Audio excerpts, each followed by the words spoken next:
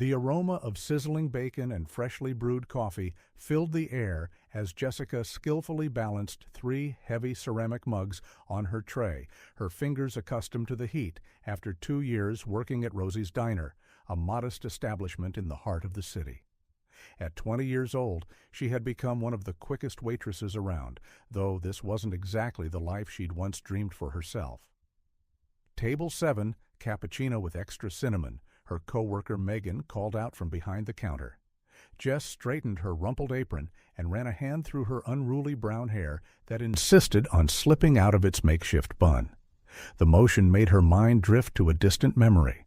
Her mother fixing her hair for her first day of school, promising that one day she would become a great artist. A bittersweet smile crossed her lips. Reality had other plans. After the accident that took her parents when she was only 12, Jess was raised by Aunt Susan, a practical woman who believed more in paying bills than in artistic dreams. Her dance lessons, once her greatest joy, were replaced by part-time jobs and practical studies. Jess, Joe's voice brought her back to the present. He waved an envelope in his hands, his usually stern face showing a rare smile. "I need to talk to you." She finished delivering the orders and approached the counter, curious. Joe rarely smiled, and when he did, it usually meant good news, or at least news that benefited the diner. "Remember that customer, the event organizer, who always orders our special almond coffee?" Joe began, drumming his fingers on the envelope. "He was impressed with your service. He's organizing a wedding at Belvedere Mansion next month and needs extra waitresses. The pay is 3 times what you earn here per night." Jess's heart raced. Belvedere Mansion was the most luxurious event venue in the city. She had passed by its golden doors countless times, wondering what it would be like inside. Can I think about it?" she asked, her voice betraying the mix of excitement and apprehension she felt. Joe frowned. "You have until tomorrow. They need an answer." That night, in the small apartment she shared, Jess sat on the edge of her bed, looking at the shoebox she kept underneath it. Inside were her long unused ballet slippers, along with old photos and performance programs she used to collect. She picked up one specific photo, her at 10 years old, at her first ballet recital, her eyes sparkling with happiness as her parents hugged her proudly. The community theater where the performance had been held was only a few blocks from Belvedere Mansion. Her fingers brushed against the dusty slippers. How long had it been since she truly danced? Not those small spins alone in her bedroom, but really danced with purpose and passion. The invitation to work at the wedding felt like cruel irony. She'd be at the place of her dreams, sure, but on the wrong side of the hall. Not as an artist, but as just another anonymous waitress serving champagne to the guests. Still, something inside her stirred at the possibility. Maybe it was just the chance to experience a glimpse of that world she had dreamed of belonging to, or maybe it was something else, something she couldn't quite define yet. The next morning, Jess woke up before her alarm, her hands slightly sweaty as she got ready for work. She had spent a good part of the night rehearsing different scenarios in her mind, weighing the pros and cons. "You look like you didn't sleep," Megan commented as soon as Jess arrived at the diner. "It's about the wedding invitation, isn't it?" Jess nodded, starting to line up the cups for the day. "I'm going to accept," she said finally, surprising even herself with the confidence in her voice. Megan grinned, hugging her around the shoulders. "I knew you would. So, tell me, have you decided what you'll wear? It has to be something elegant but practical. And your hair, we could do a more sophisticated style." While her friend chattered excitedly about preparations, Jess felt that old familiar mix of anxiety and hope swell in her chest. It was the same feeling she had before her childhood dance performances. A racing heart, sweaty palms, and an indescribable sense that something important was about to happen. Joe showed up soon afterward, and she gave him her answer. As he made the call to confirm her participation, Jess watched the street through the diner window. Across the way, she could see the top of Belvedere Mansion sparkling in the morning sun. For a brief moment, she allowed herself to dream again, not about what could have been, but about what still might be. After all, sometimes the greatest moments of transformation begin in the most unexpected places. And who knows? Maybe this timely invitation was more than just an extra gig. Perhaps it was the start of something much bigger. Belvedere Mansion was even more impressive inside than Jess had imagined.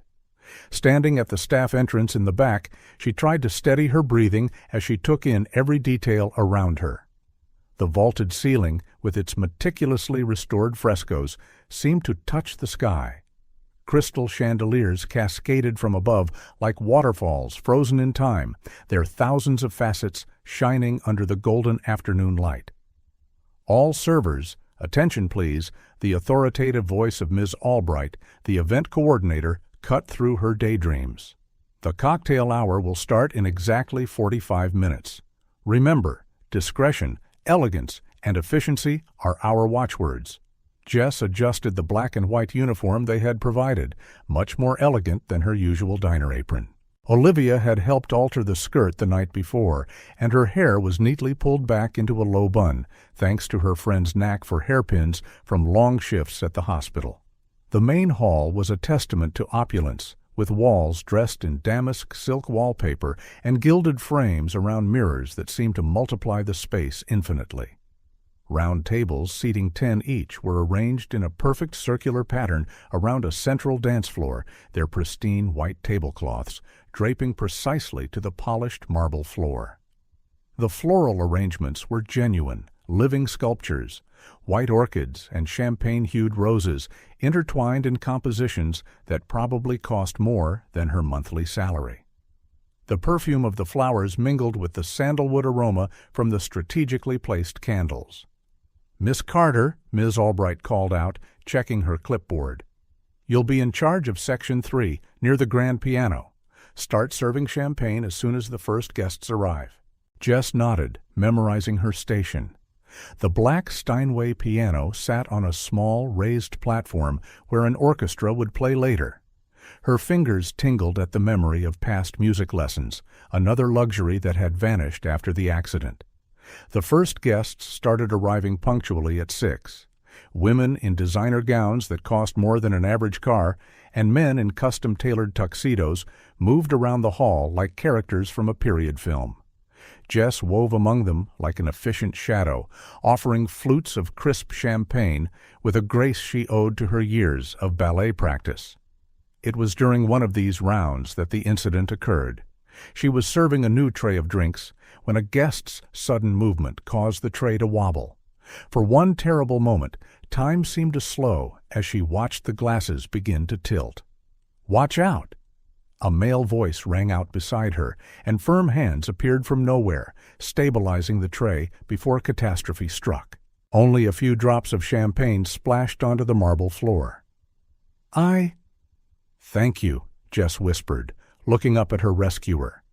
The young man before her couldn't be older than 23, but there was something about his posture that suggested a maturity beyond his years. His green eyes twinkled with amusement, and a crooked smile played on his lips. "Ethan," he introduced quietly, helping her reposition the flutes. "And no need to thank me. Let's call it my good deed for the day."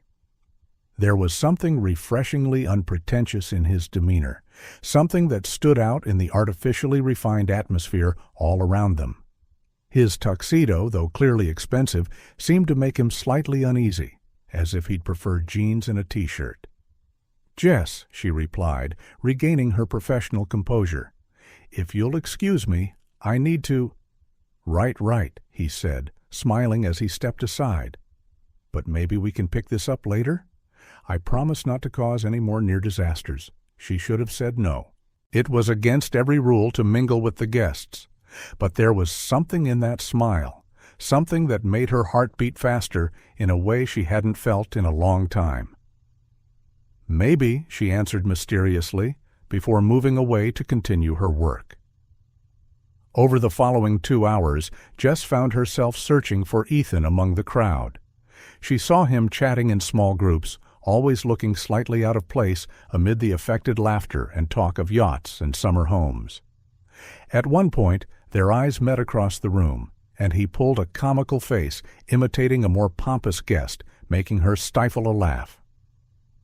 During her 15-minute break, she discovered a moment of peace in the conservatory adjoining the main hall.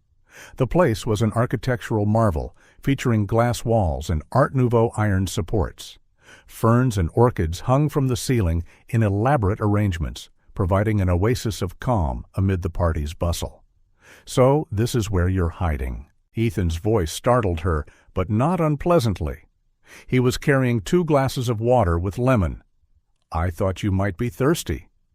"You shouldn't be here," she warned, though she accepted the drink. "If Ms. Albright sees us—" "Ms. Albright is too busy critiquing the timing of the appetizers to notice anything," he said with a smile, sitting next to her on the rough iron bench. "Besides, technically, this is your break, right? You deserve a moment to breathe." Something about the way he spoke intrigued her. It was as though he knew exactly how these events operated behind the scenes, not like a guest, but more like someone who understood their inner workings. "You seem to know a lot about how these parties run," she observed, studying his profile as he gazed at the garden. Ethan shrugged casually, like the gesture was a habit. "Let's just say I've attended more than my share of social events, although I much prefer a quiet diner or a stroll in the park." "Really?" Jess smiled, imagining him in the simple environment of Rosie's diner. "And what else do you like besides quiet diners? Books, music? I play piano, though not as well as I'd like. What about you? Besides rescuing champagne glasses from a tragic end, what do you do?" His question caught her off guard. For a moment she considered mentioning her dance background, but something held her back. Instead, she said, "I work at a diner." "A real one? Not this fancy version tonight? Sounds interesting. Meeting all sorts of people every day, seeing a little of their lives. Most of the time, they barely notice we exist," she laughed softly. "But yes, sometimes there are nice surprises." The look they shared then carried more weight, as if both understood they weren't just talking about the diner anymore. The distant sound of the orchestra beginning to play reached them, a soft waltz that made Jess's fingertips tingle with reminders of dance steps long unpracticed. "Do you dance?" Ethan asked, noticing her reaction to the music. "I used to. A long time ago." He stood, extending his hand in a silent invitation. "We've got our own private ballroom here in the conservatory for a few minutes. It'd be a shame to waste such beautiful music. I really shouldn't. My uniform, back, the rules?" "Sometimes," he said with a smile, his hand still offered. "The best stories start when we break a few rules." Maybe it was the music, the magical setting of the conservatory, or simply the way he looked at her, like she was far more than just a waitress in a borrowed uniform. Whatever it was, Jess took his hand. Ethan guided her with a natural grace that surprised her, their steps perfectly in sync, as though they had danced together many times before. Hidden among the ferns, shielded by the muffled sounds of the party, they created their own timeless moment. "You dance too well for someone who claims to prefer quiet diners," she noted, as he led her in a gentle twirl. "And you dance too well for someone who says she quit a long time ago," he replied, his eyes shining with what might have been admiration.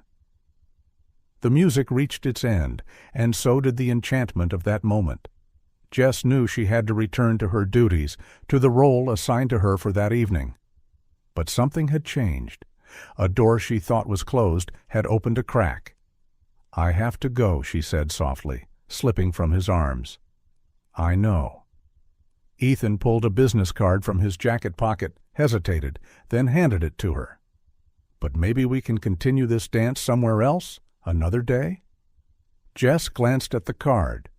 He'd written his cell number on the back, the thin cardstock marked by a neat but slightly careless handwriting. "Maybe," she responded, a sly smile on her lips as she tucked the card into her uniform pocket.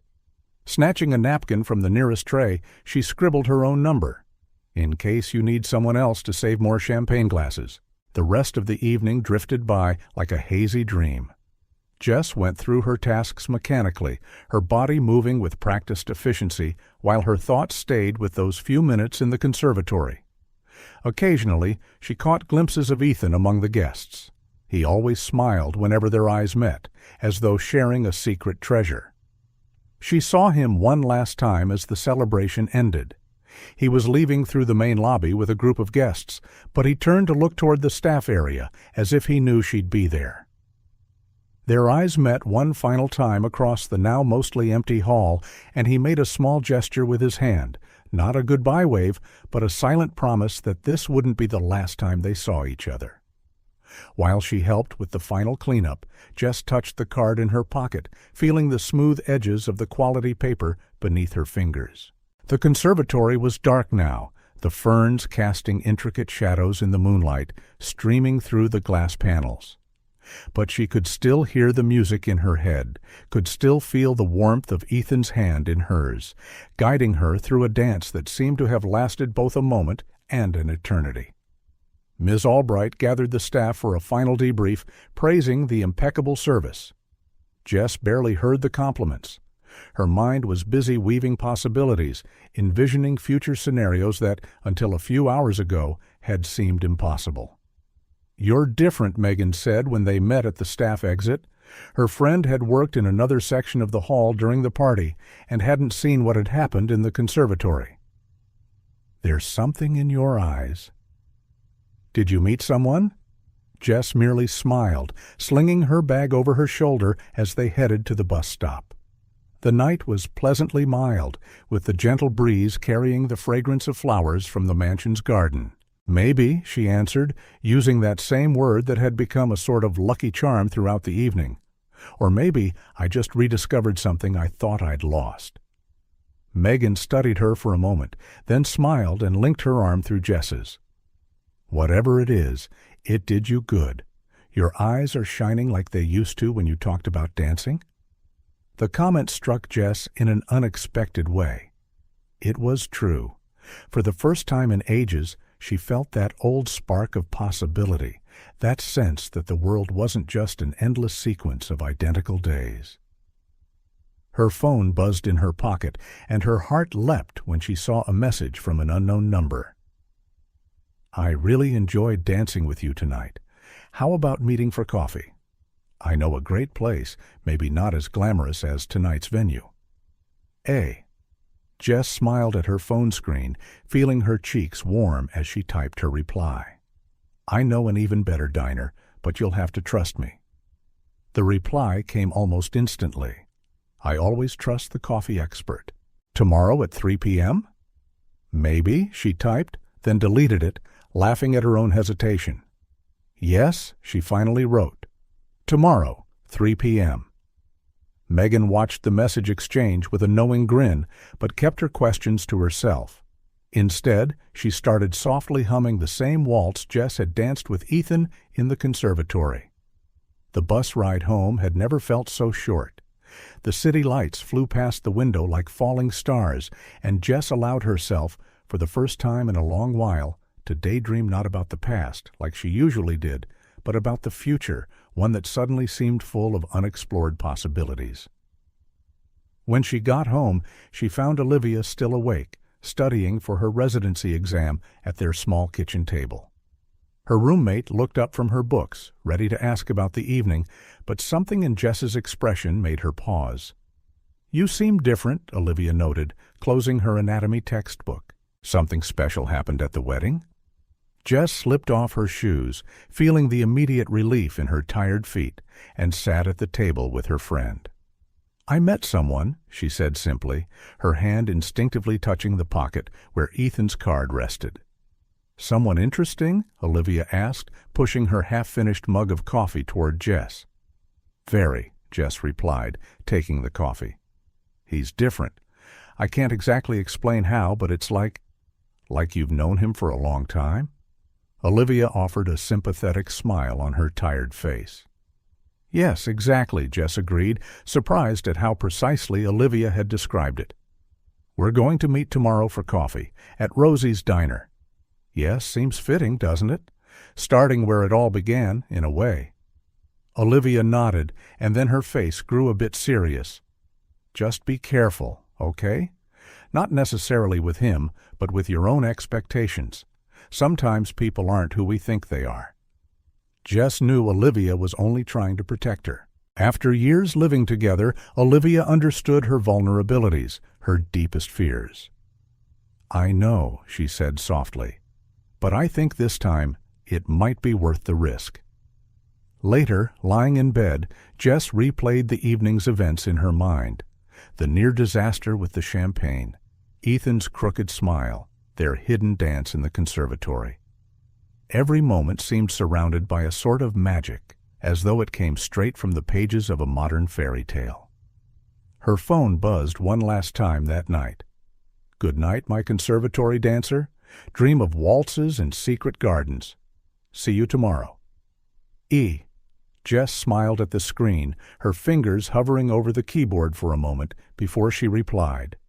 Good night, champagne glass hero. See you tomorrow. Putting the phone on her nightstand, she closed her eyes, letting the distant sound of late-night traffic become, in her mind, the soft notes of the waltz they danced to.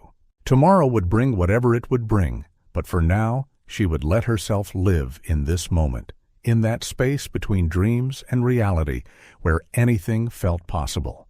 Monday arrived with the familiarity of an old, demanding friend. Jess pushed open the back door of Rosie's Diner at 6:45 a.m., as she did every morning, but there was something lighter in her step that did not go unnoticed. Someone's in a good mood, Joe remarked, as he checked the coffee bean supply, his mustache twitching in a half-smile, while he observed Jess humming quietly as she tied on her apron. The morning rush was especially busy that day. Between serving freshly baked pastries and preparing coffee orders, Jess checked her phone whenever she could. Ethan had sent a text early in the morning. Good morning, dancing waitress. I already miss your coffee. A smile tugged at her lips as she typed a quick reply. Their messages were like small moments of sweetness that brightened her day, but something puzzled her. Ethan always seemed to be busy with important meetings or sudden trips, vaguely mentioning work obligations. Earth to Jess, Megan snapped her fingers in front of Jess's face. Table 3 has been waiting for their order for 5 minutes. Sorry, Jess apologized quickly, pocketing her phone. Reality didn't have time for daydreams. During her lunch break, she sat in Joe's cramped office, eating a sandwich while going over the month's accounts. Aunt Susan had called earlier, reminding her about the health insurance payment and the rent for the apartment. The stack of bills looked bigger than usual this month. Her phone buzzed again. I have to travel for work this week. I'll be back Sunday, already counting the days. Jess felt a pang in her chest. This was the third work trip in 2 weeks. Whenever she asked about his job, Ethan would dodge the subject with a charming smile or a quick joke.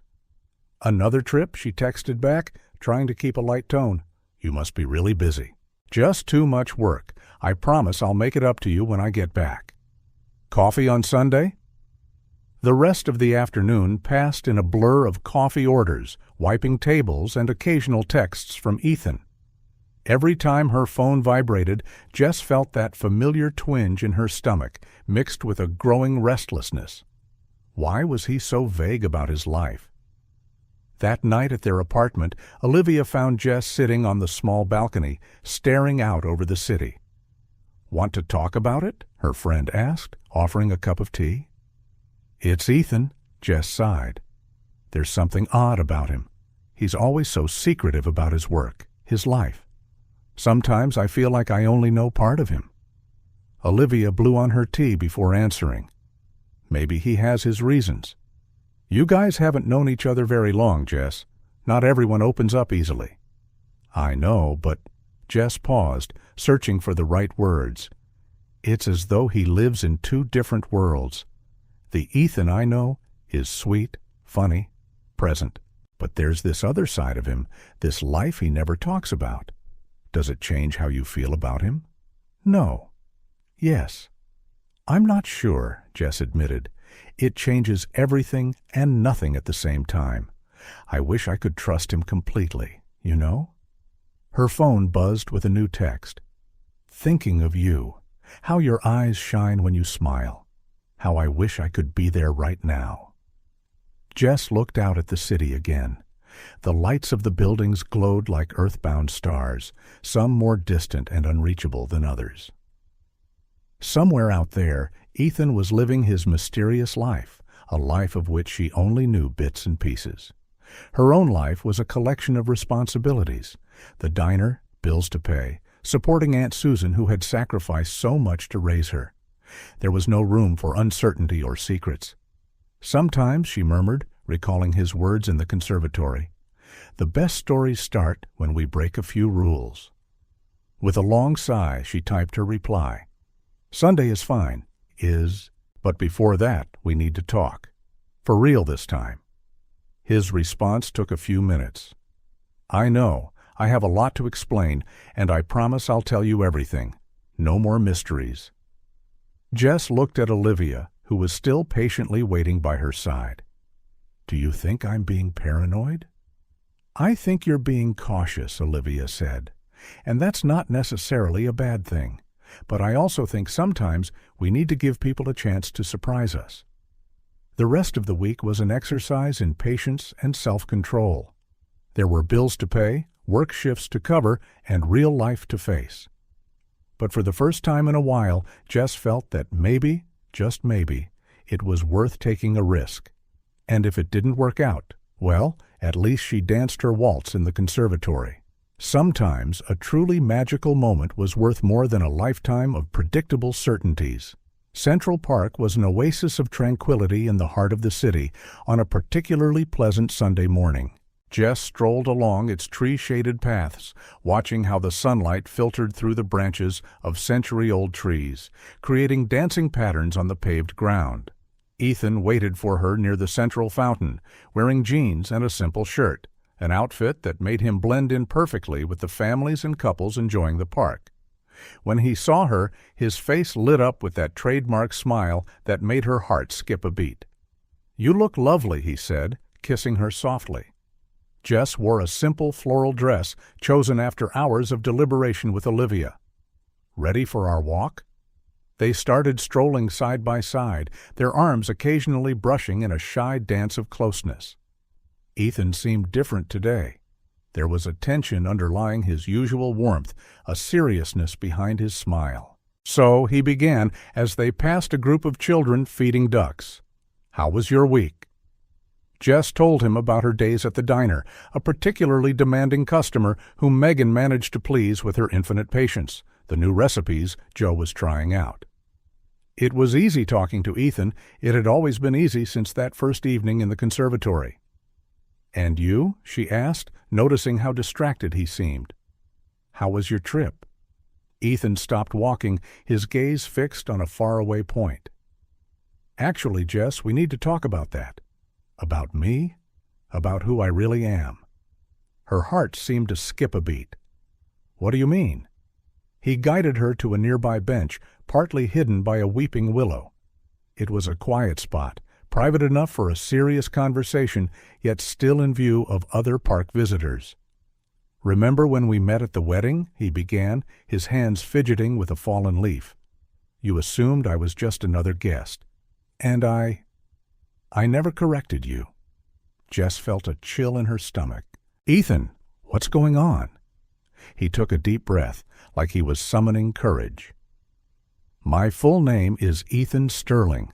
My family owns Belvedere Mansion, among other businesses in the city.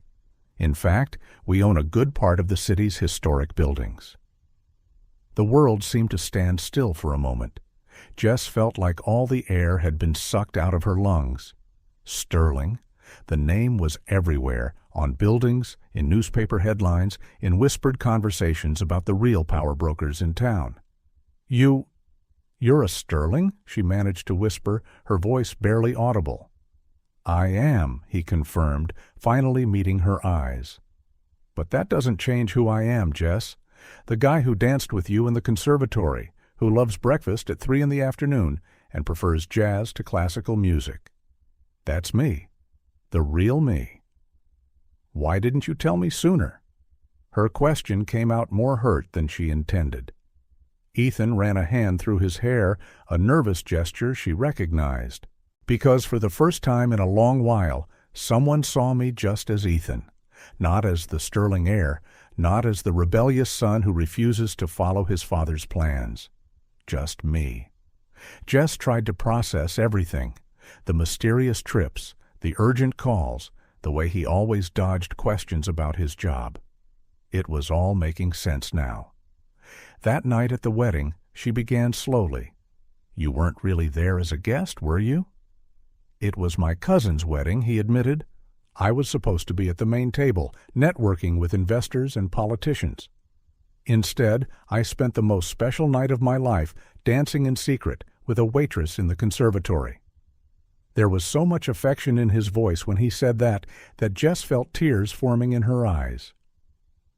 "Why are you telling me all this now?" "Because," he turned fully toward her, taking her hands in his. "I'm in love with you, Jess, and I don't want to, keep hiding who I am from the person who means so much to me." The bench beneath them seemed to dissolve. Jess felt like she was floating between the reality she knew and a new world opening before her eyes. "There's more," Ethan went on, his voice filled with anticipation. "I've watched you work at the diner. Your dedication, your way with people, your eye for detail. We're expanding the hospitality side of the company with new hotels and restaurants. We need talented people in management, people with real experience, not just expensive degrees." "Ethan," she tried to interject, but he gently stopped her. "I'm not offering this because we're together. I'm offering because you're talented, Jess. You genuinely understand what it means to serve people, to make them feel special. This is a chance for growth, for a solid career path." It was too much. The revelations, the proposal, everything swirled in her mind like a whirlwind of possibilities and fears. I need time to process all this." Ethan opened his mouth to respond, but was interrupted by his phone's abrupt ringing. He looked at the screen and frowned. "It's my brother. He never calls on Sundays." Jess watched his expression shift. First confusion, then concern, and finally a pure fear she'd never seen in his features before. "Oh, God. When? Which hospital?" he asked urgently. "I'm on my way." Hanging up, he turned to Jess, pale. "My dad. He had a heart attack during a meeting. He's at City General Hospital." "I have to go," he said. "Go," she said immediately. "Go, Ethan." He hesitated a moment, clearly torn. "Jess, we'll talk later. Your family needs you right now." He nodded, leaning in to kiss her forehead quickly before hurrying toward the parking lot. Jess watched him disappear, feeling like the last 30 minutes had been a particularly vivid dream.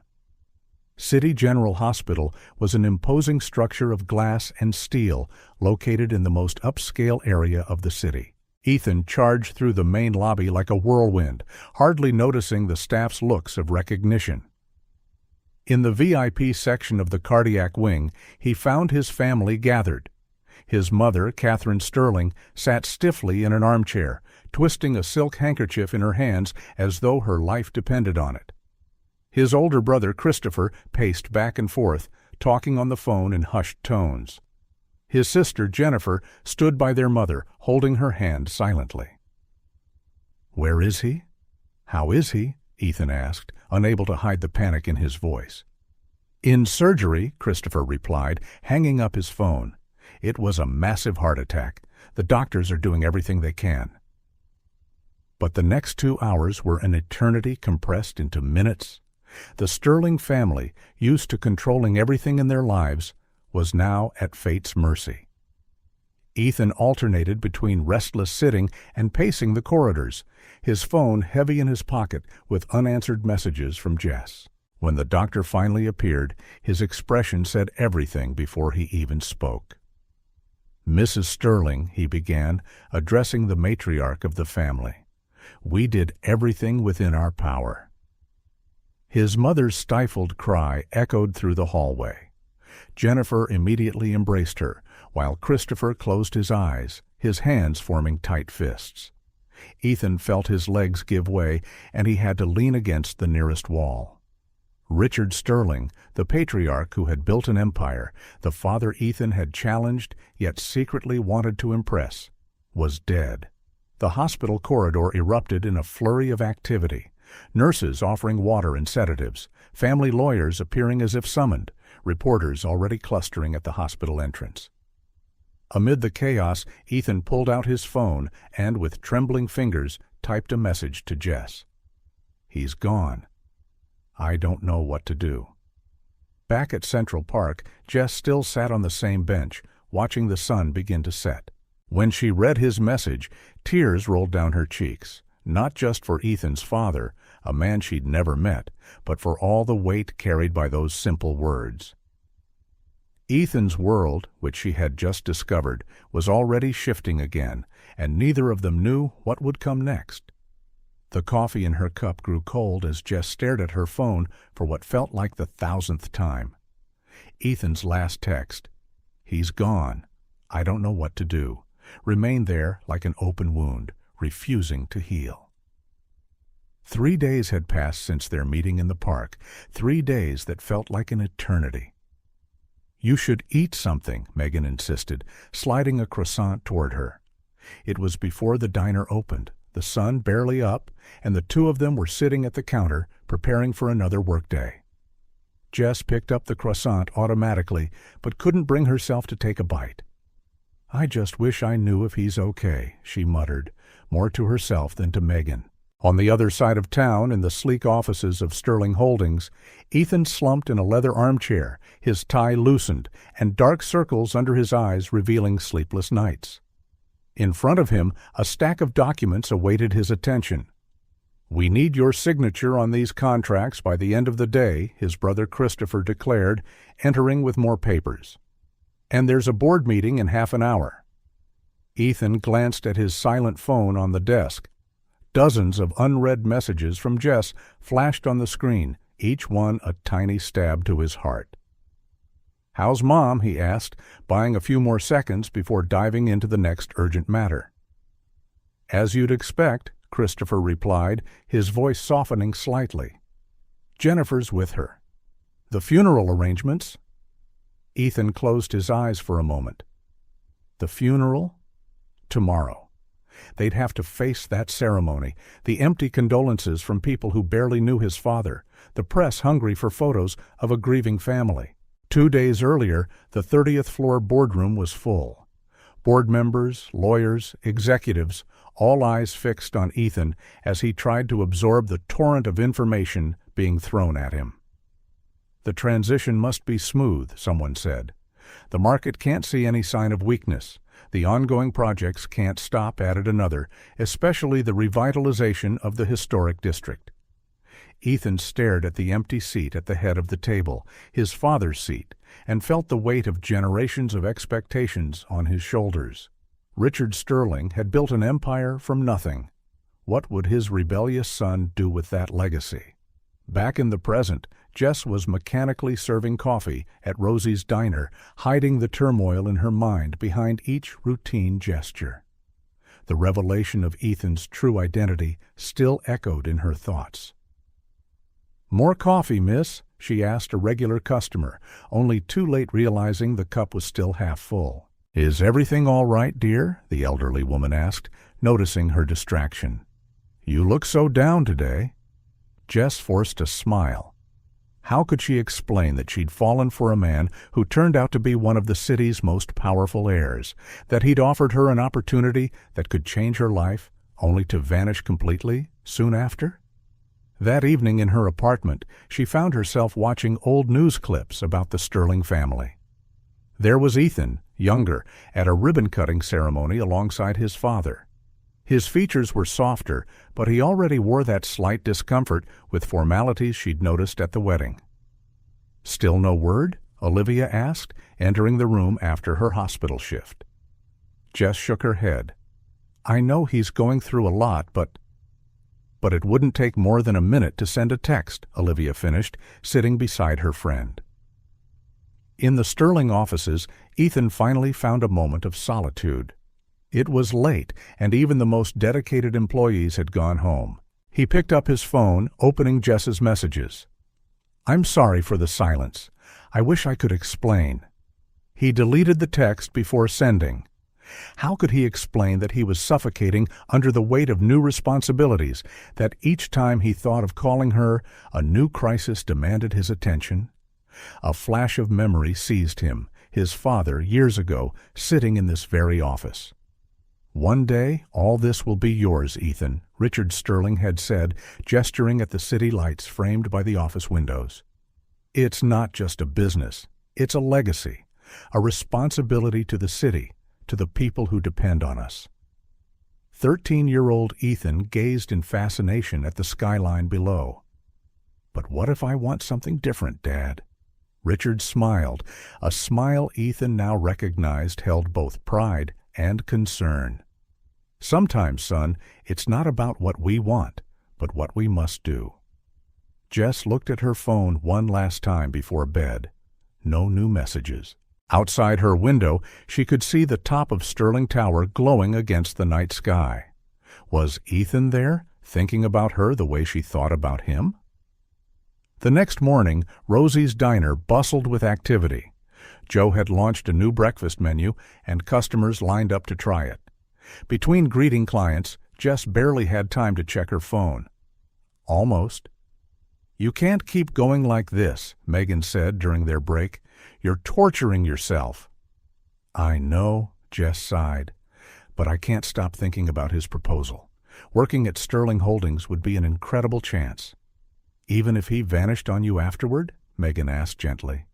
"Even knowing people will always see you as the boss's girlfriend?" The question hit Jess like a punch to the gut. It was something she'd been avoiding thinking about, the implications of accepting a job from the man she was falling for. Meanwhile, at the Sterling offices, Ethan faced his own battles. Between meeting after meeting, each new decision weighed heavily on him. His thoughts kept drifting back to that afternoon in the park, how Jess's eyes had widened at his revelation, how she hadn't run away, but asked for time. Time he was now filling with silence. Mr. Sterling, his secretary, interrupted his thoughts. "Your mother is on line 2. Ethan picked up the phone, steeling himself for another difficult conversation. His mother was coping with her loss by diving headlong into planning the funeral, treating every detail as if it were a crucial mission. "Ethan, dear," Catherine's weary voice came through the receiver. "We need to discuss the speech you'll give tomorrow." The funeral. Tomorrow. Reality crashed over him yet again. "Mom, I don't know if I can—" "You're a Sterling," she interrupted gently. "Your father always said you were the strongest of us all, even if you didn't believe it." Her words echoed long after the call ended. Had his father really said that? The same father with whom he'd argued countless times over the future of the company, over his own choices. In her apartment that night, Jess stumbled on an online article about Richard Sterling's passing. The piece mentioned a private funeral the following day, reserved for family and close friends. Her fingers hovered over her phone's keyboard. Should she send a message of condolences? What right did she have, really? They'd only been seeing each other for a few weeks, plus a bombshell revelation. What place did she hold in Ethan's life? The silence between them was becoming deafening, filled only by the noise of her fears and doubts. Jess knew she had to give Ethan space to grieve, to handle his new responsibilities, but each day without hearing from him caused her heart to tighten a bit more. At his desk, Ethan stared at a photo of his father, a picture of a strong, determined man who had built an empire. How would he handle everything? How would he balance duty with his own desires? And Jess? The thought of her hurt.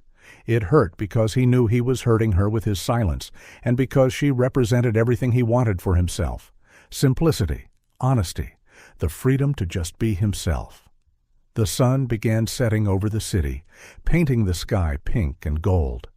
In different corners of the metropolis, two people gazed at the same sky, their hearts weighed down by unspoken words and unexpressed feelings. The silence continued, deafening in its eloquence. A week had passed since that day in the park, but to Jess it felt like a lifetime. The breakfast routine at Rosie's Diner went on as usual. The smell of fresh bread, the clinking of cups, the hushed chatter of early risers. But something in the air felt different, as though the world had shifted in some fundamental way, even if everything appeared the same on the surface. "Jess," Joe called from behind the counter, holding up the morning paper. "Could you handle table 5? Megan's busy with a big order." She nodded automatically, tying her apron more securely as she moved toward the table. Then her eyes caught the headline on the newspaper Joe was holding. "Sterling Empire in Mourning. Private Ceremony for Richard Sterling." The world froze for a second. There, in black and white, was a photo of the Sterling family leaving the cemetery. Ethan was present, supporting an elegant woman, probably his mother. His face was etched with an expression Jess had never seen, a mix of pain and determination that made her want to step into the picture and comfort him. "Miss, my coffee, please." The customer's voice snapped her back to reality. She apologized and got back to her work, but her mind was stuck on what she had just seen. Across town, on the 30th floor of the Sterling Tower, Ethan was buried in a mountain of paperwork. His new office, his father's old office, still carried traces of its previous occupant. The faint smell of Cuban tobacco, the meticulous arrangement of objects on the mahogany desk, the commanding view of the city his father had loved so much. "These are the financial reports for the last quarter, sir," his new assistant, Mademoiselle Dubois, announced, placing another folder on his desk. "And the board wants you at the meeting at 2. Ethan rubbed his face, feeling the stubble. When was the last time he'd slept more than 4 hours? The days blurred into an endless stream of meetings, decisions, and responsibilities. His phone vibrated, another message from Jess. His heart clenched at the sight of her name on the screen. How could he possibly explain that every unanswered message felt like a tiny torture, that he desperately wanted to call her, hear her voice, lose himself in her comforting presence? "Ethan," Christopher entered the office without knocking. "We need to finalize our press strategy. They're not letting up on speculating about the transition in leadership." "Not now, Chris," Ethan groaned, but his brother had already settled in, spreading out newspaper clippings on the desk. "Yes, now," Christopher pressed. "The company can't show weakness. Dad always said—" "I'm not Dad!" Ethan exploded, standing abruptly.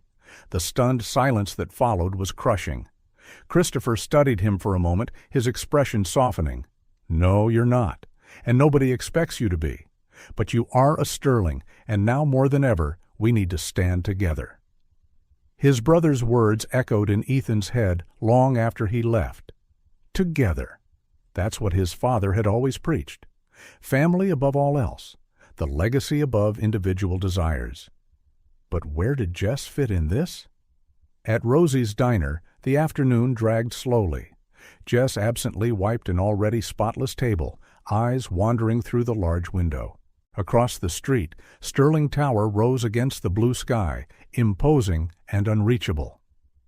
"You have to go there," Megan said gently, appearing beside her.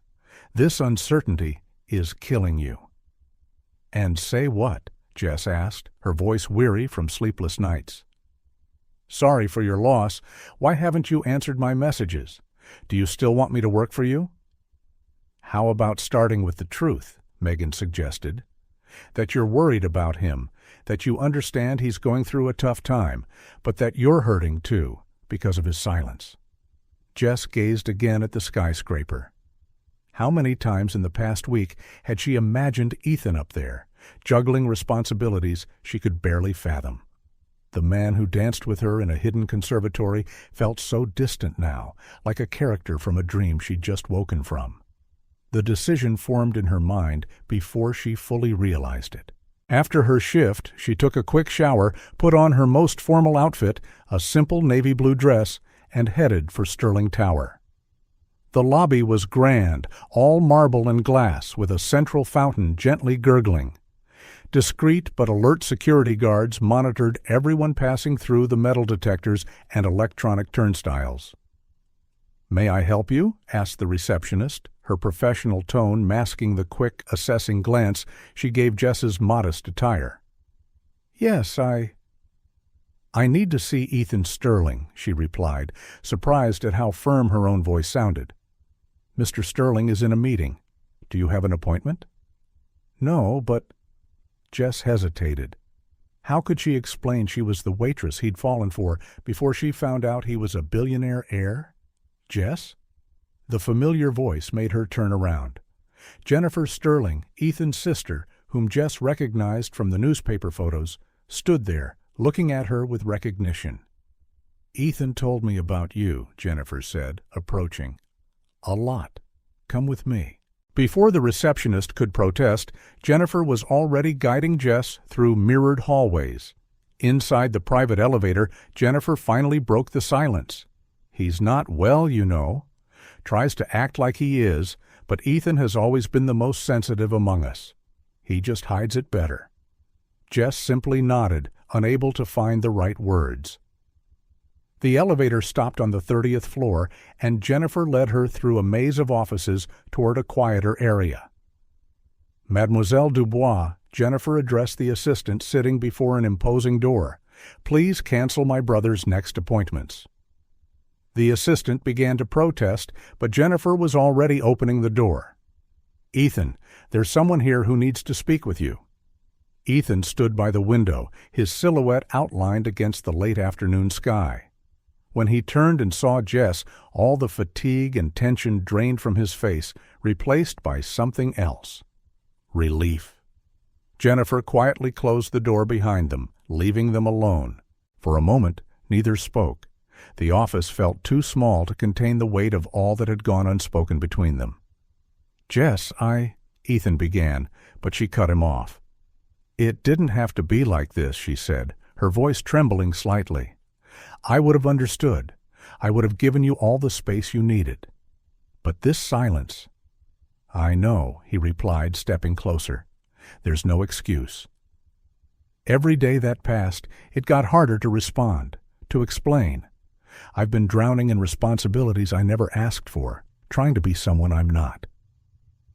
"And who are you, Ethan?" she asked softly. "The man from the conservatory or the executive in the 30th floor office?" The question hovered between them like a loaded cloud. Ethan moved closer, stopping only a few steps away. "Both. Neither." "I'm not sure anymore," he admitted. "All I know is that during that dance, in that conservatory, I felt more like myself than I had in years. And it terrified me." Jess felt tears pricking at her eyes. "Why?" "Because for the first time I had something to lose that truly mattered. Something that was mine, not just the Sterling family's. And then, my dad." His voice faltered. Everything fell apart so fast. He moved closer still, his hands finding hers almost instinctively. "About the offer I made in the park," he continued, "the one about working for the company. It wasn't just because you're talented, though you really are. It was my selfish way of trying to keep you close, building a bridge between our worlds." "And now?" Jess asked, heart pounding.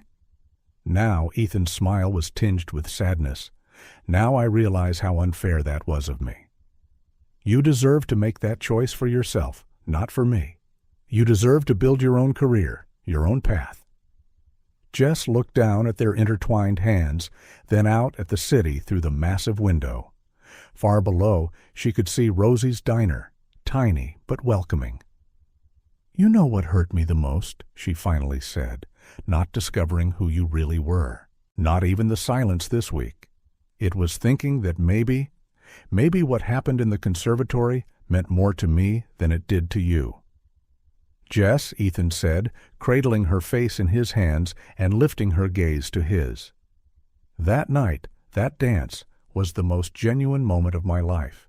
I spent every minute of this silence hating the distance I was creating between us, but not knowing how to come back." A soft knock interrupted them from beyond the door. Mademoiselle Dubois' muffled voice said, "Mr. Sterling, the board is waiting." Ethan closed his eyes briefly, the weight of his responsibilities evident in each line of his face. When he opened them again, there was a new resolve. "They can wait," he called out, loud enough to be heard. Then, more quietly to Jess, "I've spent too much time letting others dictate my life." "What does that mean?" she asked, her heart thrumming with unspoken possibilities. "It means I want to do this right this time," he said, his voice gentle. "No secrets, no pressure, no assumptions. Just us figuring out how to bridge these two different worlds." Jess felt the corners of her mouth curve into a smile, the first genuine one in days.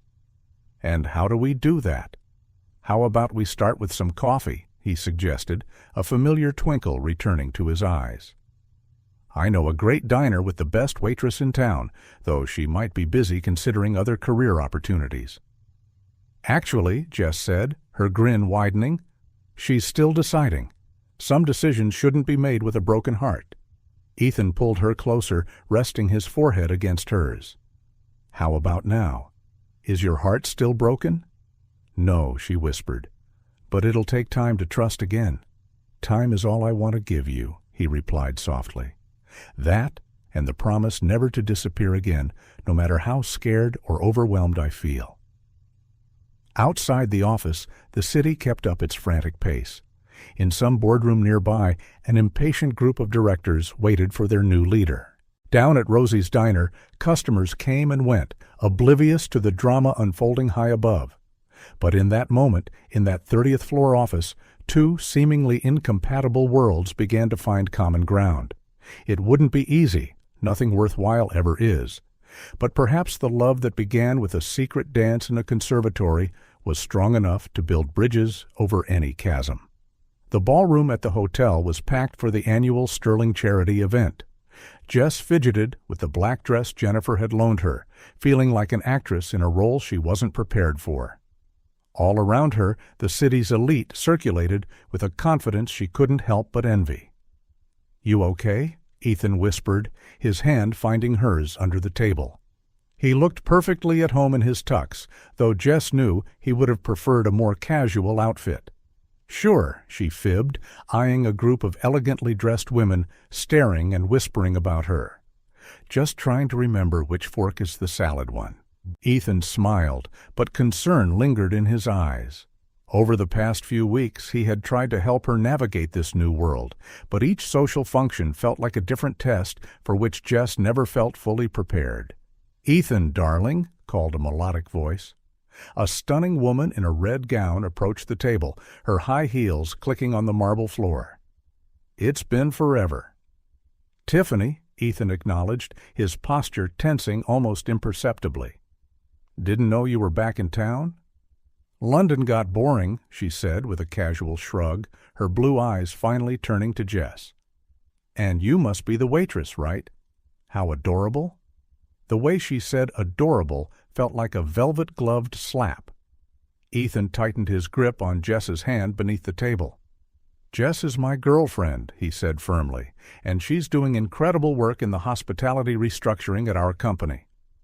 "Oh, yes, I heard something about that," Tiffany smiled, her gleaming white teeth contrasting with her red lipstick. "How innovative of you, mixing business with pleasure." Before Ethan could respond, Catherine Sterling appeared, her pearl-gray dress exuding elegance. "Tiffany, dear, what a lovely surprise. Come, there are a few people you must meet." As the two walked away, Jess exhaled the breath she hadn't realized she was holding. "So that's the famous Tiffany." Ethan ran a hand through his hair, a gesture she knew well. College X meant nothing. "But it meant something to your mother, apparently," Jess noted, watching Catherine and Tiffany chatting animatedly with a circle of socialites. The dinner that followed was an exercise in restraint. Jess felt the assessing looks, overheard whispered remarks. Every bite she took was cautious, every sip of wine calculated. Later that night, in Ethan's apartment, she finally let the pretense fade. "I don't know if I can do this," she admitted, kicking off her heels with relief. "Do what?" Ethan asked, loosening his tie. All of this. The events, the dinners, the constant judgment, the endless waiting for me to stumble. Ethan approached, wrapping her in his arms. Hey, you're doing great, and you don't need to please anyone but yourself. It's not that simple, she sighed. I see how your mother looks at me, how everyone looks at me. To them, I'll always be the waitress who struck gold. Jess, look at me, Ethan said gently, cupping her face. You are the most genuine person I've ever met. That's what made me fall in love with you. Don't let this world change that. But it was changing her, she thought. The carefree Jess who once danced in a secret conservatory was fading into the distance. The next morning at the office, Ethan faced his own challenges. A stack of reports awaited his review, and Christopher kept texting about an important meeting with investors. Your coffee, sir, Mademoiselle Dubois said, entering with a steaming cup. And Miss Tiffany is here to see you. No appointment, Ethan sighed. Tell her I'm busy. Actually, Tiffany slid in before the assistant could respond. It's urgent. About the historic district project. Once the assistant left, Tiffany settled into the chair across from Ethan's desk with the familiarity of someone who had occupied it often. The project's in good hands, Ethan said firmly. We don't need new investors. Okay, but my father insists, she replied with a bright smile. Besides, it'll be just like old times. Remember what a great team we made? Things have changed, Tiffany, have they? She tilted her head. Because from where I stand, you're still the same Ethan I knew. You're just trying to convince yourself otherwise. Back at Rosie's diner, Jess served coffee on autopilot. Megan noticed her distraction. Earth to Jess. What's going on? I met his ex last night, Jess confessed. Tiffany, she's everything I'm not. And that's a bad thing because... Megan frowned. Because she belongs in his world, Megan. She knows all the rules, all the codes. Meanwhile, I'm still trying to figure out which fork to use. Yet he fell in love with you, not her, Megan pointed out with a smile. Before Jess could reply, her phone buzzed with a text from Ethan. Lunch today? I need to tell you something. Jess's heart sank. Messages like that rarely brought good news. The restaurant Ethan chose was discreet, but classy. Jess felt grateful to be wearing one of her new dresses, a gift from Jennifer, who had decided her future sister-in-law needed a suitable wardrobe. Tiffany dropped by the office today, Ethan said as soon as their meals arrived. Her father wants to invest in the historic district project. Oh, Jess said, pushing her salad around. Is that good for the company? Probably, he admitted. But I don't want to mix the past and the present. I explained that to Christopher, but he thinks I'm letting personal issues interfere with business. Are you? Ethan studied her for a moment. Maybe, but not for the reasons he thinks. I don't trust Tiffany's motives. And what would those motives be? Control, he answered simply. That's always been her way. Everything is a power game. Jess thought for a moment, then squared her shoulders. So don't let it be. If the investment is good for the company, accept it. Show her the past is in the past. Ethan smiled, taking her hand across the table. When did you get so savvy about business? Maybe I've been learning something from these endless meetings, she joked, though her smile didn't quite reach her eyes. That evening, alone in her tiny apartment, Jess studied her reflection in the mirror. The new dress was lovely, her hair styled as Jennifer had taught her. But her eyes, they were still the same eyes of a waitress who once danced in a hidden garden. Her phone vibrated with a message from the Sterling family group chat. Yes, she was now part of the Sterling family WhatsApp group. It was an invitation to Sunday lunch at the family mansion. P.S. Tiffany and her parents will be there too. Business matters, Jennifer added in a private message. Keep your head up. You're one of us now. Jess looked at her reflection again. Was this really what she wanted? To be one of them? And if so, how much of herself would she have to lose in the process? In his own apartment, Ethan gazed out the panoramic windows, a barely touched glass of whiskey in his hand. Somewhere between taking over the company and trying not to lose Jess, he felt he was losing himself. His phone rang. It was Christopher. The DuPonts agreed to the terms, his brother said without preamble. Tiffany will present the proposal tomorrow. I'll be there, Ethan answered mechanically. The waters they were now navigating were deep and uncharted. Time would tell if they'd learn to swim together or let the currents carry them in different directions. Sterling Holdings' finance department occupied the entire 25th floor of the headquarters. That Friday evening, Jess was alone in the office, reviewing hospitality reports as part of her training. She was learning about every aspect of the business, determined to prove her worth beyond her relationship with Ethan. The computer's glow lit her concentrated face while she clicked through the numbers.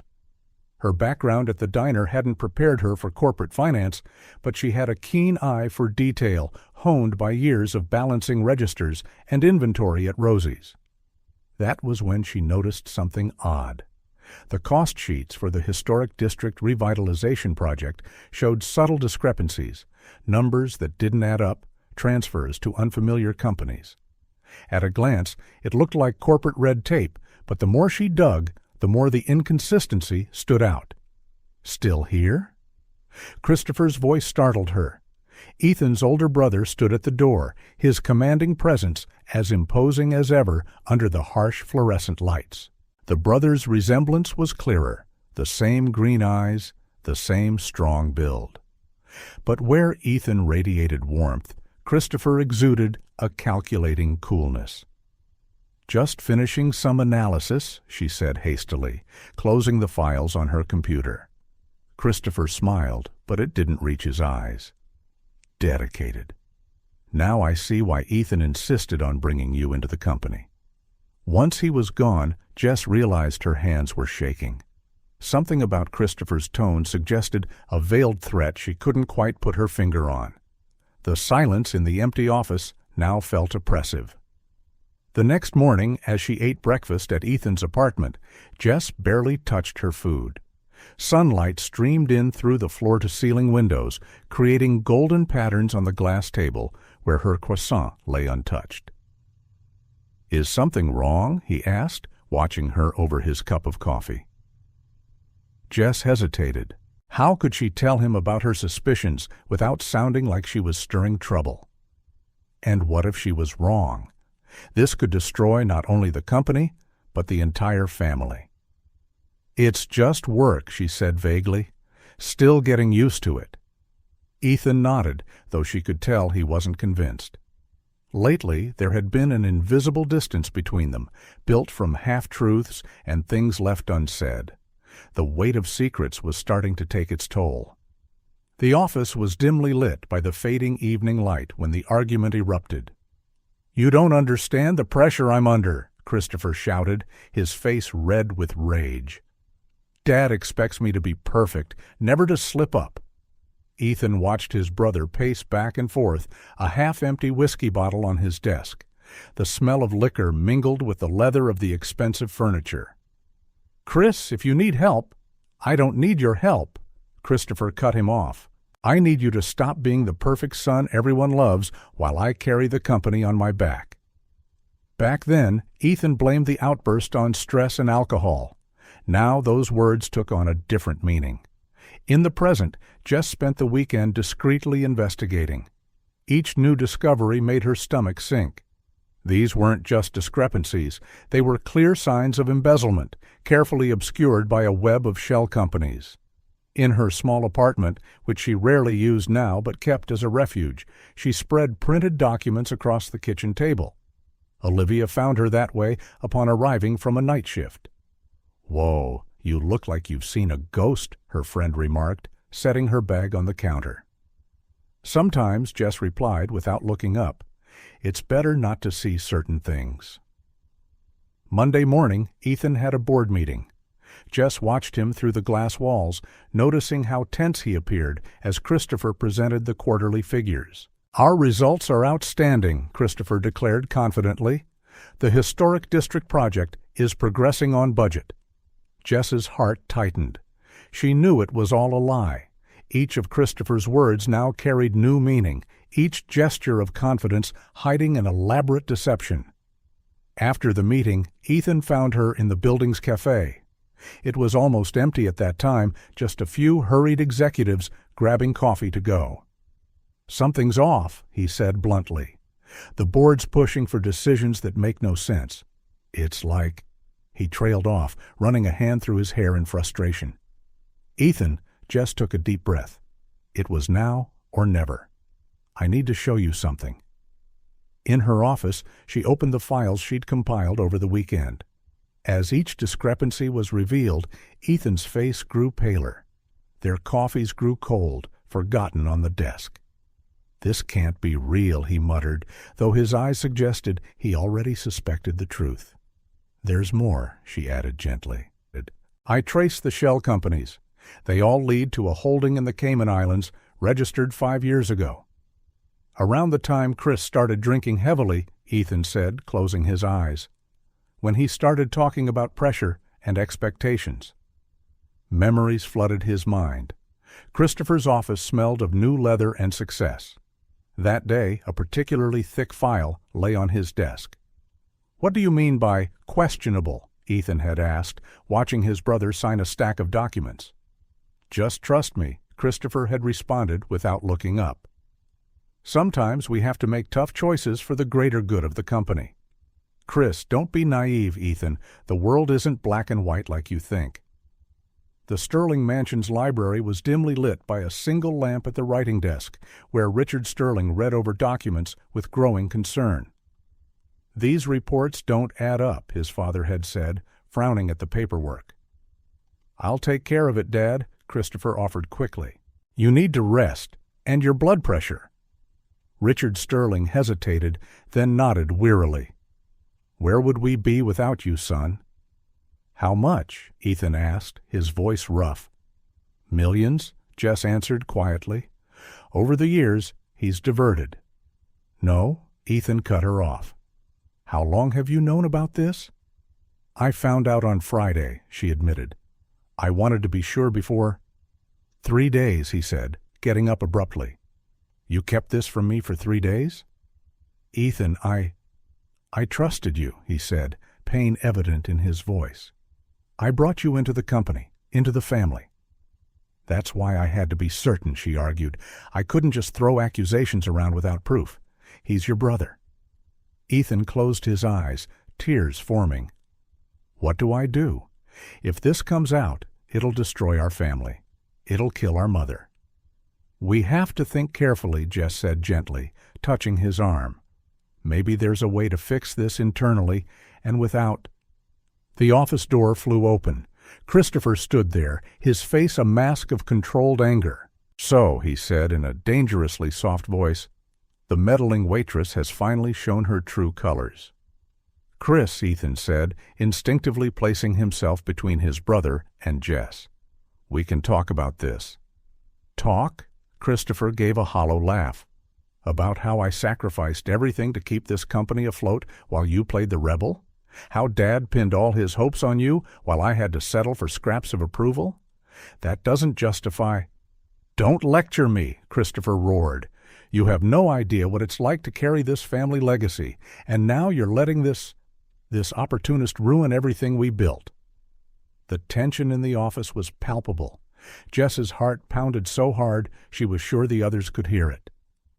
"I'm not trying to ruin anything," she interjected, her voice shaky but resolute. "I just can't ignore—" "Of course not," Christopher sneered, "because you're so perfect, right? The honest waitress who captured the prince's heart. Well, newsflash, sweetheart, this isn't a fairy tale." "Enough, Chris," Ethan said firmly. "We can handle this as a family." "Family?"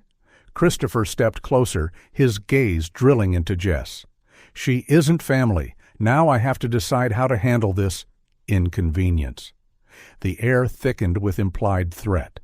Ethan's heart pounded, torn between love for his brother and the need to protect Jess. "If anything happens to her," Ethan said quietly, each word heavy with meaning, I'll expose everything myself." The brothers glared at each other. Years of love, rivalry, and resentment crystallized into one moment of pure conflict. "So you're choosing her," Christopher said at last, "choosing a stranger over your own blood." In that moment, something shifted in Ethan's expression. A new determination mingled with deep sadness. "No, Chris," he murmured, "I'm not choosing sides. I'm choosing what's right. And deep down, you know this can't go on." That change in tone caught Christopher off guard. For a moment, the anger in his eyes wavered, revealing a more vulnerable emotion beneath. "You don't understand," he said, his voice cracking slightly. "You never did." "Then make me understand," Ethan insisted, stepping closer. "We're brothers, Chris. Before we were executives, before anything, we were family." Jess stood by, heart aching at the pain she saw on both men's faces. It was like watching something break and start to mend at the same time. "It started small," Christopher said, collapsing into a chair. "At first, it was little adjustments to cover some losses. Then it got easier and easier." "Why?" Ethan asked gently. "You've always been brilliant at numbers, at business." "Because it was never enough," Christopher exclaimed, anguish overshadowing anger now. "No matter how hard I worked, Dad always looked at you with that pride, that expectation." "And you didn't want any of it," Christopher continued bitterly. "All that anticipation, all that potential, you just turned your back. And I stayed, trying to fill a space that was never really mine." The silence that followed was loaded with decades of unspoken comparisons, frustrations, and unvoiced rivalries mixed with love. Jess was the one who finally broke the silence, her voice quiet but firm. "There's still time," she said. "Time to fix this, to do the right thing." Christopher turned to her, really seeing her for the first time, minus the mask of scorn and anger. "How?" he asked, his voice rife with a vulnerability that made Jess's heart ache. "The money? A big chunk of it is gone." "Then we start there," Ethan said, sitting next to his brother. "We'll trace every cent, figure out a plan to return it, to make amends." "The board doesn't need all the details," Ethan insisted. "We can treat it like a financial reorganization, a strategic realignment." Jess watched the two brothers as they began to strategize together, applying their combined experience in business, not in opposition, but in tandem. It was like witnessing a complex dance where each misstep could spell disaster, but each correct move led them closer to salvation. Hours passed. Night had fallen long ago, and the city lights sparkled like a sea of stars beyond the office windows. Papers piled up on the table, spreadsheets were revised, plans drafted. "It'll take time," Christopher finally said, rubbing his weary eyes. "Years, maybe." "We have time," Ethan replied, "and we have each other." Just then, Jennifer entered the office, surprising them all. "I knew I'd find you here," she said, looking from one brother to the other. "Mom's worried. None of you showed up for dinner." A tense moment passed as the brothers exchanged glances. Then Christopher spoke up. "Jennifer, we need to talk, as a family." Jennifer's expression softened, as though she'd been anticipating this moment. "I always suspected something was off," she admitted quietly, shutting the door behind her. All those tense silences, whispered arguments. "Chris, you're my brother. You should have trusted us." Christopher bowed his head, the burden of years of secrets finally too great. "I didn't know how. Each day that passed made it harder." "But now you do," Ethan completed, placing a hand on his brother's shoulder. "You're not alone anymore." Jennifer stepped closer, her heels echoing in the office's stillness. Wordlessly, she wrapped her arms around Christopher, and Ethan joined them. Jess watched with tears in her eyes, three siblings reconciling, facing a storm together. "How are we going to tell Mom?" Jennifer asked after a while. "With the truth," Christopher answered, his voice steadier now. "She deserves that, and I need to do it right this time." They had the conversation with Catherine Sterling in the mansion's library the following night. The scent of old books and memories filled the space as Christopher confessed his mistakes, with Ethan and Jennifer by his side. Catherine listened in silence, her hands wringing a silk handkerchief. When he finished, she rose slowly and walked to the window, gazing out over the gardens where her children had once played. "Your father," she began softly, "always said the true strength of a man isn't in never falling, but in how many times he can stand back up." Turning to face her children, she added, "And now, Chris, you're finally standing." The days that followed were intense. Ethan and Christopher worked tirelessly on a restructuring plan that would allow them to repay the diverted funds without publicly scandalizing the family. Jennifer used her legal contacts to ensure everything was handled properly. Jess found her own role in the process, using her outside perspective to challenge assumptions and offer solutions that lifelong corporate insiders sometimes missed. One night, while they were reviewing documents in Ethan's office, Christopher turned to Jess. "I misjudged you," he admitted. "I thought you were a threat to the family, but you helped bring us closer together." Jess gave a small smile. "Sometimes it takes an outsider to make us see what's been right in front of us." Ethan watched the exchange with a blend of pride and relief. Despite the turmoil, something new was forming, a stronger, more honest family, bound together by mutual forgiveness. The sun rose over the city, painting the sky pink and gold. It was a new day, literally and metaphorically. In the offices of Sterling Holdings, 3 siblings and a former waitress turned essential part of the team continued their work, knowing the road ahead would be long and arduous. But now they had something they'd lost along the way: each other, honesty, and most importantly, hope. Christopher gazed out the window, watching the city wake up. "Dad would be proud," he said softly. "Not of my mistakes, but of how we're handling them." "He was always proud," Ethan replied. "Some of us just took longer to realize it." Jess entwined her fingers with Ethan's, feeling the weight and lightness of the moment. Sometimes, she thought, the biggest secrets lead to the greatest truths. And sometimes the darkest shadows only serve to show how brightly the light can shine. The 30th floor boardroom had a different aura that morning. Where tension and secrets once dominated, there was now a sense of renewed purpose. Jess watched as Ethan led a presentation on new corporate transparency policies. "Sterling Holdings has always stood for excellence," he declared, his voice steady and clear. "Now we want it to stand for integrity, too." Christopher, seated on Ethan's right, nodded in agreement. The past few weeks had transformed him. Freed from his secrets, he appeared lighter, more genuine. "Our new audit protocols," Christopher added, "will ensure every transaction is transparent and traceable. We can't change the past, but we can build a better future." Jess couldn't help but smile. Christopher's words echoed the late-night conversations they'd had while outlining the restructuring plan. He had become an unexpectedly strong ally in the mission to overhaul the company's culture. After the meeting, as the executives dispersed, Jennifer approached Jess. "You do realize you changed everything, don't you?" she said, linking arms with her. "Not just the company, but our entire family." Jess blushed. "I only did what I thought was right." "And that's precisely why you belong here," Jennifer smiled.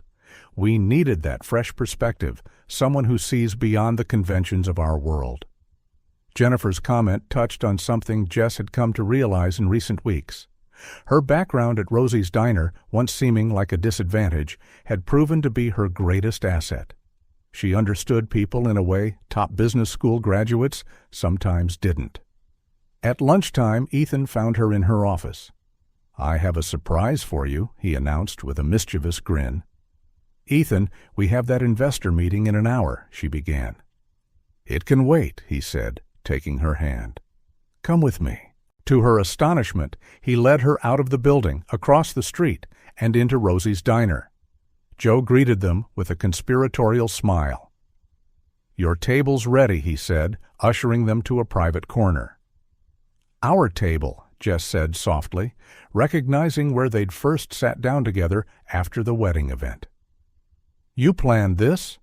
"Guilty," Ethan admitted, pulling out her chair.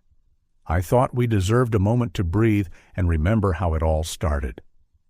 Megan appeared with 2 cups of coffee, prepared exactly how they liked them. "For old time's sake," she said with a wink. Sitting there in the diner where everything had truly begun, Jess felt a wave of nostalgia. "Feels like another life," she remarked. "Me serving tables, you pretending to be just a regular customer." "I never pretended with you," Ethan said quietly.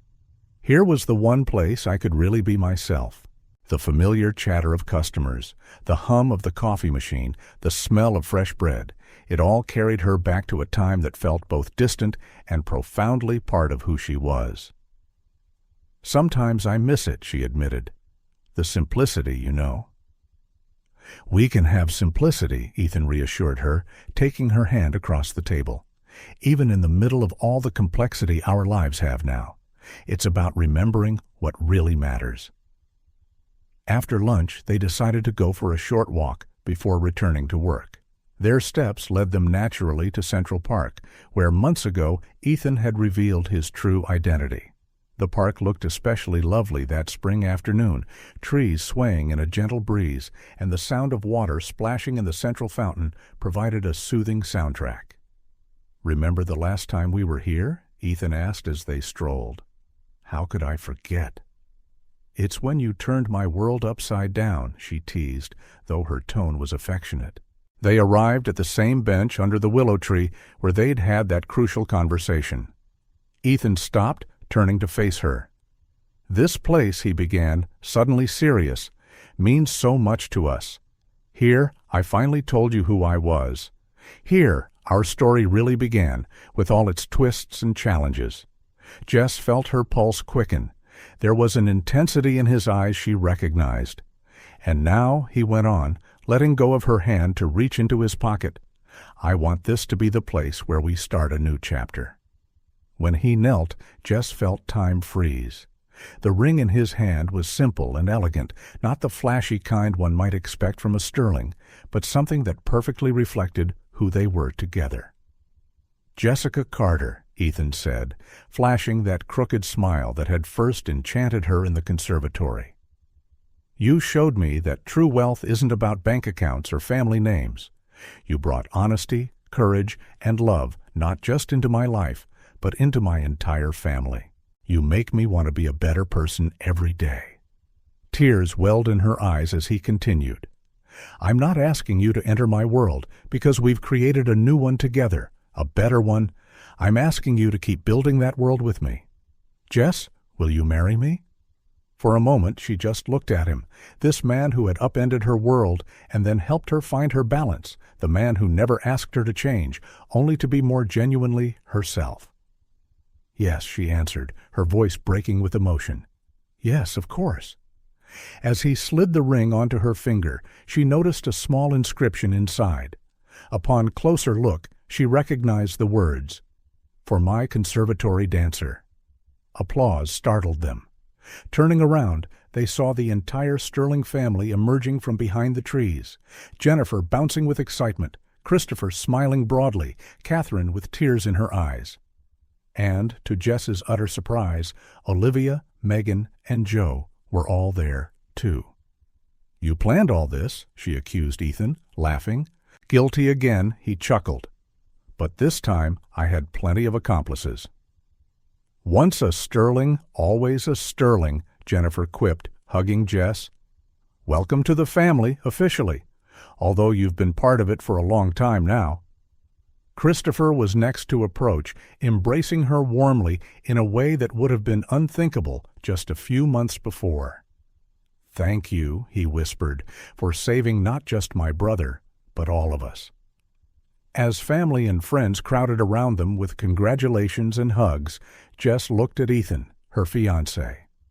The word was new and thrilling in her mind. He gazed back at her with so much love it made her heart feel like it might burst. The afternoon wore on, painting the sky with shades of pink and gold. Their small, impromptu celebration continued, with champagne corks popping, Jennifer thought of everything, and laughter echoing through the park. It was a new beginning, yes, but also a continuation of a story that began with a secret dance in a conservatory that survived revelations, secrets, and storms, and that now opened onto infinite possibilities. Olivia approached Jess, offering her 2 glasses of champagne. "So," she said with a smile, "it's not every day a waitress becomes a sterling, right?" Jess took the glass, laughing.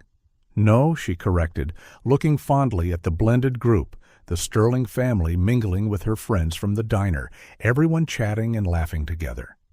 "It's not every day 2 families become one."